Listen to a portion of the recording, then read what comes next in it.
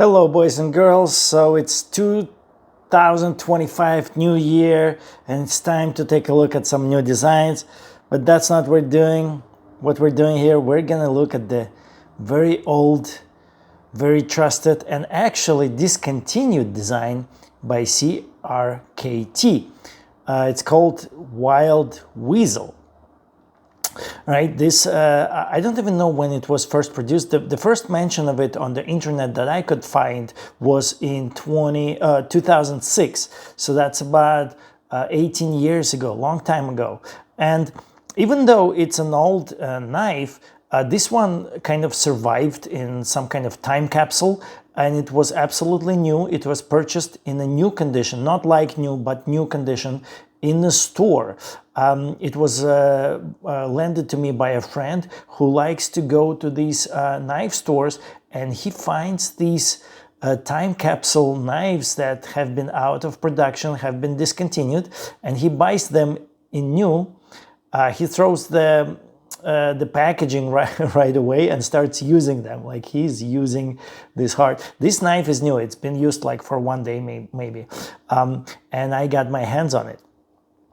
And you know, even though it's all like, you can see a lot of the modern design features of this knife, right? And by the way, you know, some old stuff is like, some new stuff is a very forgotten old stuff. So you know that SOG is bringing back the switch plier for 2025 as a new design. They already discontinued it, but then somebody at SOG realized it's a good design. It's a pocket plier, right? Switch plier like this. It opens up automatically with the push of a button, and it has all these tools inside, you know, so it's a multi-tool, a very unique design. So they're bringing it back for 2025, which I think is great. I like SOG. SOG has really amazing, nice designs. We were just taking a look at SOG Navi tool, which is really cool. You know, it's got a compass, it's got a signal mirror, it's got a signal light, and you know, it's got something you don't see very often,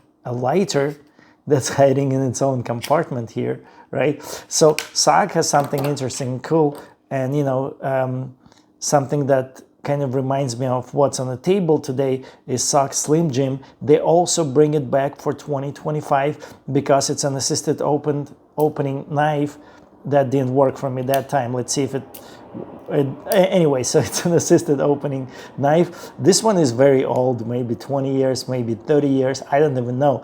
But they brought the new materials, a little bit upgraded design, better steel for 2025. So CRKT is a very well trusted brand. Of course, this design is old, but you know, there's nothing wrong with this design. It's just people get tired, you know, it's emotionally old. But you know, if you buy this knife new, you know, somebody was enjoying it like 15, 18 years ago when it was new. Like, we technically, as a human being, you're not any different today than the people 20 years ago, you know. That's not enough time for you to be like really different. So if people were enjoying this 20 years ago, definitely you can enjoy this today. Let's take a look at the at what's on a blade. First of all, this one is USA made. Even though CRKT were making a lot of knives in Taiwan, because this one is an assisted opening blade, you know, so it shoots out like this with the help of a spring. There was a law in the United States, I don't know if it's still around, but at the time of production of this knife, the assisted blades had to be made in USA. So this one is made in USA, and you can see that there. You can see the steel. It's 154 cm Wild Weasel Crawford design, right? A really nice design, of course. When I look at it, it's great. I mean, this is aluminum handles, but 410 stainless steel inserts, 410 pocket clip. That steel is high on toughness. A 154 cm blade, right? So these are modern, really nice materials. However, some of the design giveaways kind of give away the fact that it might be dated. And I actually like this. I don't know if it's going to be a negative for you. Do you see these rubber inserts? Basically, that's how they dealt with the weight. They drilled out the holes for the weight reduction, and they filled them with these nice rubbery inserts, which are in the shape of 5 round revolver drums, right? The cross section of a 5 round revolver drum, which I think is kind of fun. And on the clip side, where for the right hand side you would have a clip side here, there's only 2 revolver drums because the clip would be pushing into one of the drums. However, if you're a lefty, you would still replace the clip to the other side because it's a reversible clip, and you would have a clip kind of like where this drum is, right? Which I don't think should be a problem.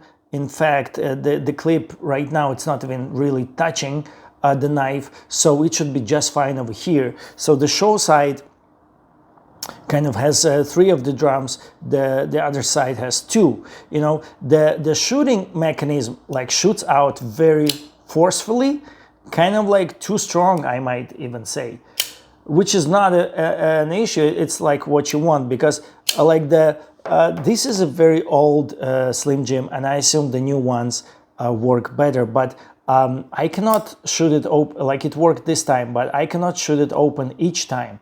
Sometimes I have to help it with my hand, right? There are some designs that are better as far as the assisted opening knives go. What comes to mind is this Kershaw Cannonball. So this one shoots out very forcefully. I would never have a failure to open this knife, and that's why it's called Cannonball. There are a couple of negatives with this knife. It's made in China, but the mechanism, it's called Speed Safe for Kershaw. It works every time. Like with Slim Jim, this is a very old Slim Jim. It's been upgraded countless times over the years, and for the new one, for the 2025, I'm sure it opens just fine. But Slim Jim sometimes opens like this, and I have to like finish the opening sequence to help it with my hand.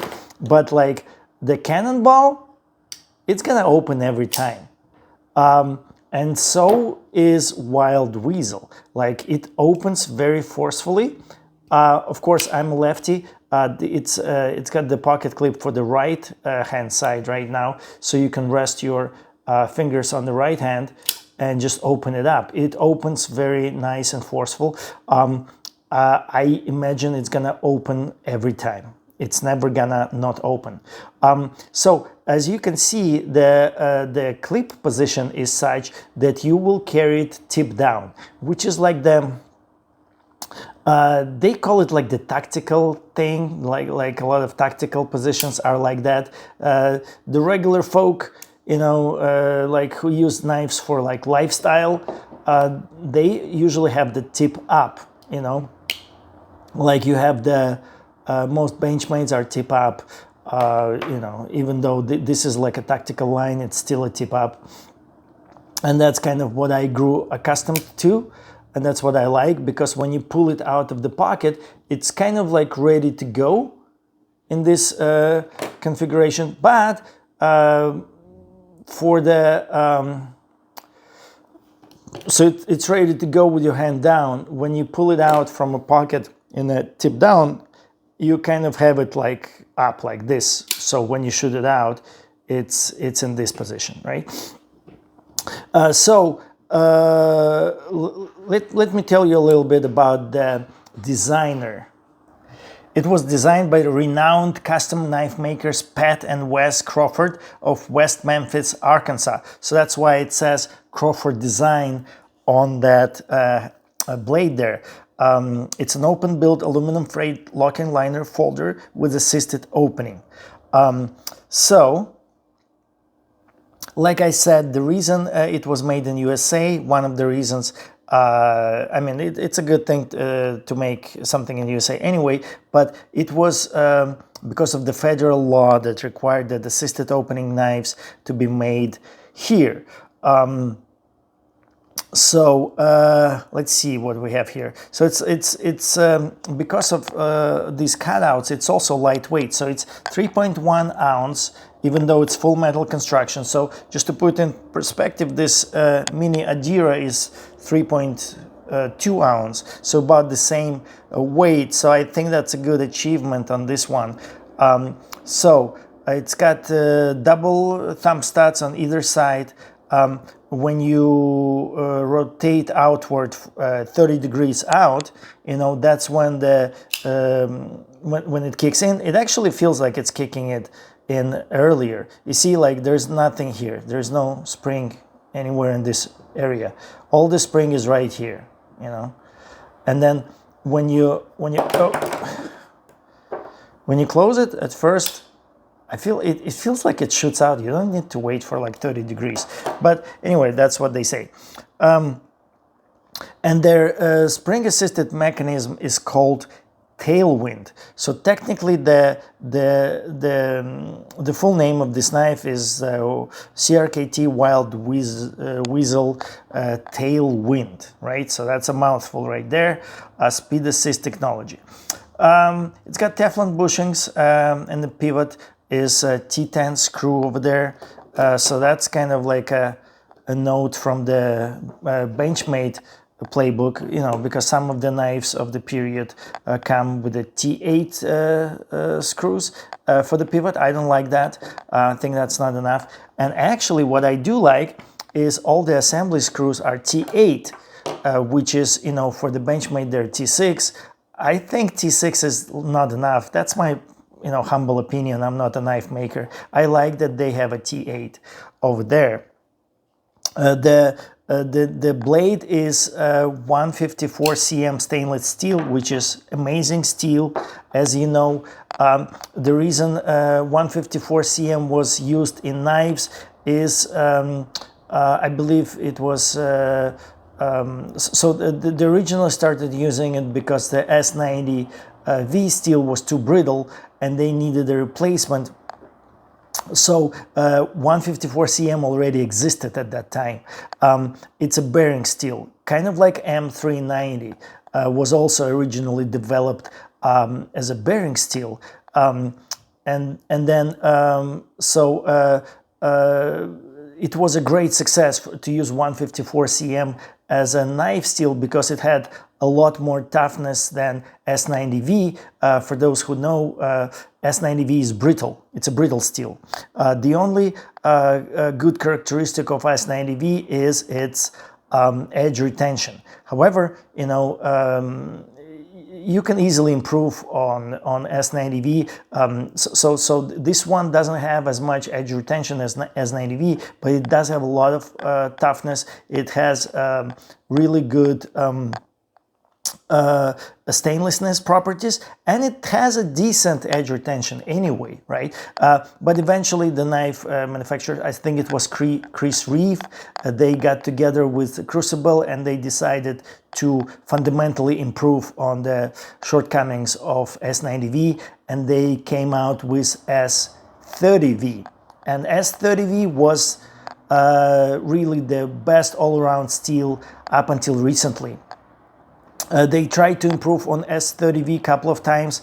They did the S35VN, as we have here for the you know, Leatherman you know, garage S35VN. As you can see, they tried to make S45VN. Those are very expensive, kind of boutique steels.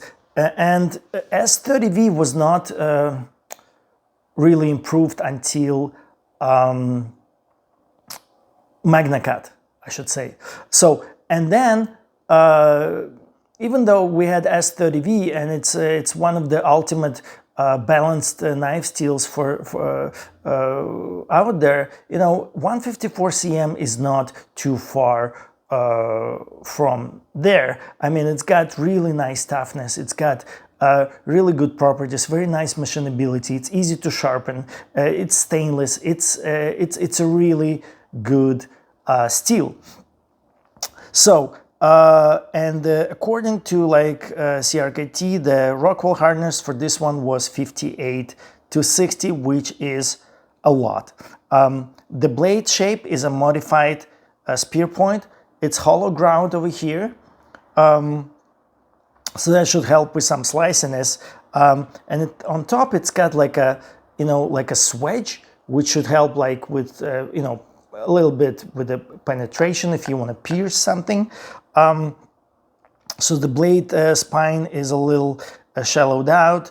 And the blade finish is a non-reflective bead blast. It's kind of like a matte finish. It's not shiny. So that's a modern design. Like it used to be that, the chrome and the shine was the thing, but like forever now, this is the way to go, right? All the cool new knives, like they're not really shiny.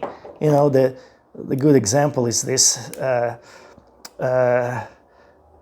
Presidio 2 in S30V.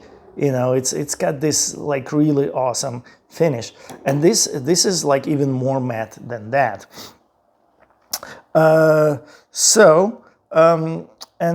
Because the handle is pretty rigid, it's strong interframe construction. The liners are 410 stainless steel, and it's got a frame lock, and the scales are made of 6061 aluminum in hard anodized gray. So somehow they say that these inlaid rubber things, they kind of help with the grip, but I don't know if that's really true. They don't even call this a rubber, they call it centoprene on both sides of the knife. Like I said, the pocket clip is reversible, removable. And at the time, the president of CRKT, Rod Bremer, said that they really invested into these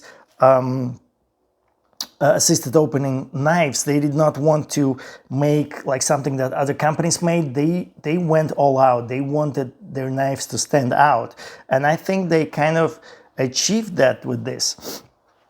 So as far as size comparisons, it compares pretty well to some of the popular knife designs. Of course, Mini Adira just came out last year, and Weasel was out for a long time.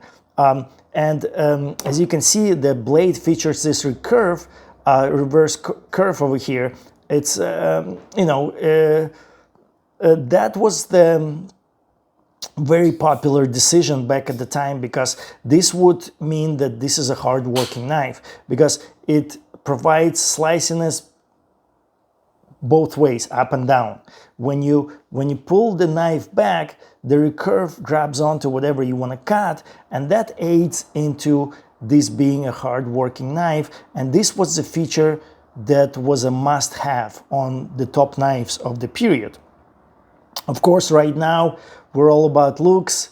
All the knives are kind of straight. We don't even have much of the serrations anymore, which we used to have. Like I'm a big fan of serrations. I wish serrations were offered a lot more than they are. By the way, of course, the Griptilian is an OG, untouchable champion of all the knives, and you can see that the usable edge and everything is about the same. It is lighter and more substantial in a hand than CRKT, but CRKT gives you enough, very comfortable, and it has that weight, which I kind of like because it's compact, but it's got like just enough weight, not too heavy, not too light, kind of gives you substance in the hand, right? So there you go. That was a quick look at this really interesting knife. Thank you guys for tuning in.